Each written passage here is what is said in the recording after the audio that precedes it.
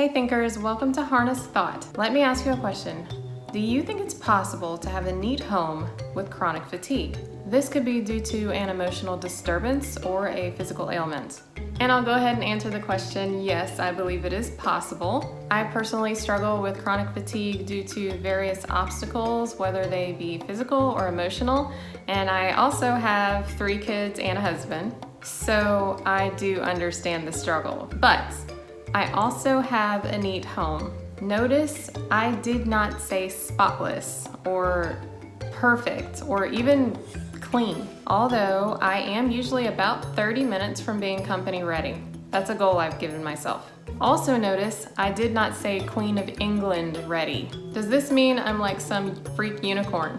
No, it just means I have learned to manage the things that I have with the energy that I have, not the energy I wish I had, in spite of the obstacles that I face. And you totally can too.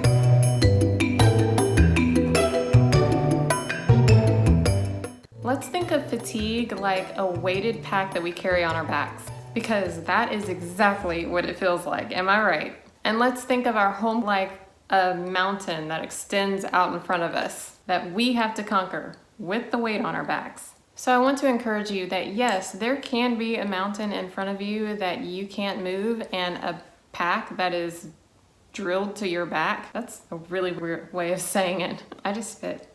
That's gross. Why do I talk like this? But when you encounter this mountain that is your fatigue and your messy house that you have to conquer, you have one of 3 options that you can make. Option number 1, you can stop, turn around, and pretend that that mountain doesn't even exist. We'll call this option denial. We treat the task in front of us like it isn't even there. So how does this look with homekeeping?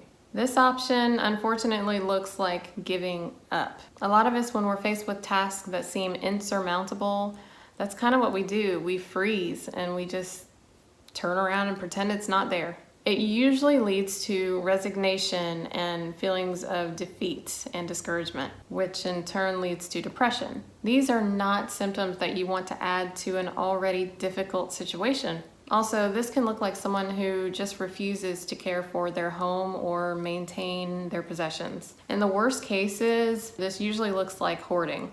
Yes, sometimes these can just be really lazy people. But what I have learned in studying these people, and actually these tendencies within myself, is that more often than not, these were generally responsible people who underwent some sort of physical or emotional trauma or diagnosis or pain that kind of threw them off course. If you do some digging, you'll actually find out that a lot of these people were in the caregiving fields, so they saw a lot at work. People that weren't just punching a clock, they were dealing with emotional strain of their jobs. A lot of these people literally put everybody else before their own needs and care. They took better care of other people than they did of themselves. In order to distract themselves from whatever pain they were in, they turned to retail therapy or just not picking up after themselves because they're exhausted and didn't feel like it that evening. In some cases, these people were actually extroverts who just hadn't developed the skills and the habits that were necessary for homekeeping. They never actually needed to be home. They ate their meals outside of the house. They didn't bring a lot of trash or anything home, so things just stayed relatively clean by default until, like right now, what people are dealing with, they lost a job or somebody died or they lost a relationship. It threw them into a state of mind where they were unable to maintain. These people didn't start out this way, nobody does. They just developed a series of small habits that, left unchecked, eventually turned into a giant mound of nasty around them. Now their house is a pigsty, and it's like they don't even see it. Little caveat here, we can all become blind to our own messes, whether they're just a tangle of thoughts in our head or they're our hidden closet or our basement. And we don't realize how bad it is until we're locked in this paralysis state of seeing, oh my goodness, this is terrible, and now I don't know what to do with it. And I get it. I actually resent the idea of having to clean up after every meal myself. So a lot of times, I don't do it, and I'm left with this nasty, stinky mountain of dishes or laundry or thoughts in my head. This leads to option number 2, disaster cleaning. Now this one I do like because it gives the satisfaction of results. With option number 2, you will find a way to blast your way through said mountain mess. They do it all the time on my favorite show, Obsessive Compulsive Cleaners, but there is a downside to this method. This option will require the most forced energy. And although it may be heroic in effort and bring the quickest results, there are 2 possible reactions to this option. Firstly, because of its great effort, it isn't sustainable and it will drain your energy, which is something you were already struggling with. You all know the equation by Einstein, E equals mc squared, but you may not know the equation by Einstein's protege, Heather Schmeinstein, which is F equals E, energy, over BH, black hole. Let me explain. The closer that energy gets to the black hole, the weaker its molecular structure. The black hole causes a chemical reaction with the energy that converts the positive ions of the energy into the negative ions of fatigue, which is a state diametrically opposed to the state of energy, which inhibits the fatigued person or being from being able to do things, which results in an eternally messy home. The second result of disaster cleaning is only apparent after time.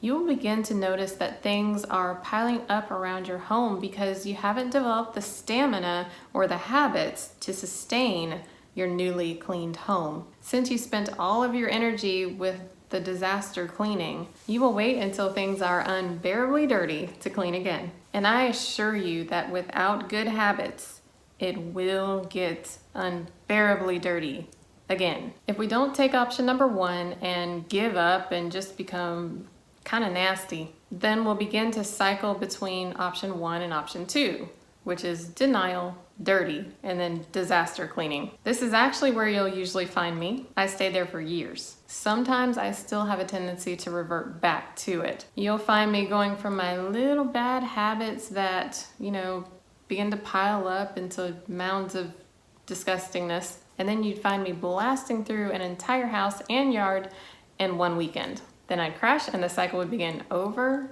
and over and over. But since I've developed some habits, it's not as bad as it used to be. But thyroid cancer, 3 kids, and a neurological disorder later, I can't sustain that anymore. So I had to move on to option number 3, development. You can choose to accept and shoulder that weighted pack on your back that was unfortunately dealt to you, and you can learn to maneuver your way up and around that mountain. Yes, even with fatigue.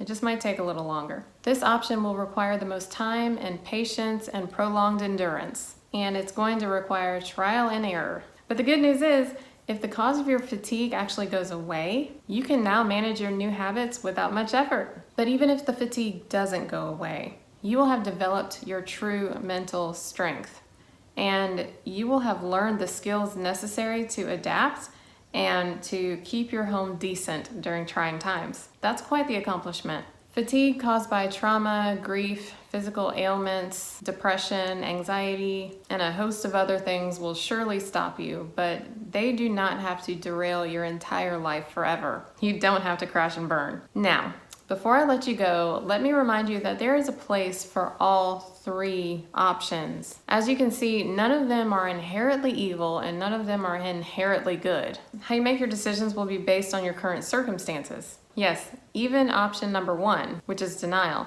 has its place at the beginning of your trial.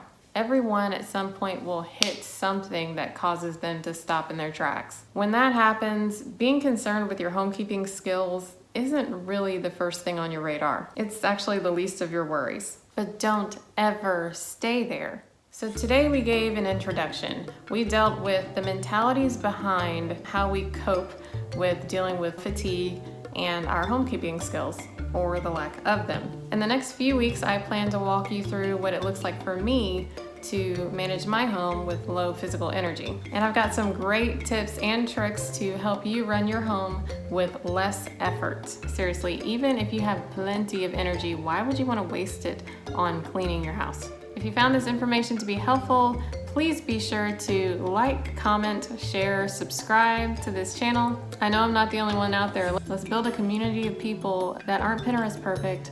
We don't necessarily have the energy to, clean the house with me all day long, nor do we want to. But I don't hate you if you do. You want to clean your house in a day? I actually find it quite entertaining. I sit on my couch and watch. It gives me a sense of accomplishment as I do nothing. So remember, harness the power of thoughts. Use your head, people. And please, don't stop thinking. Now I need a nap.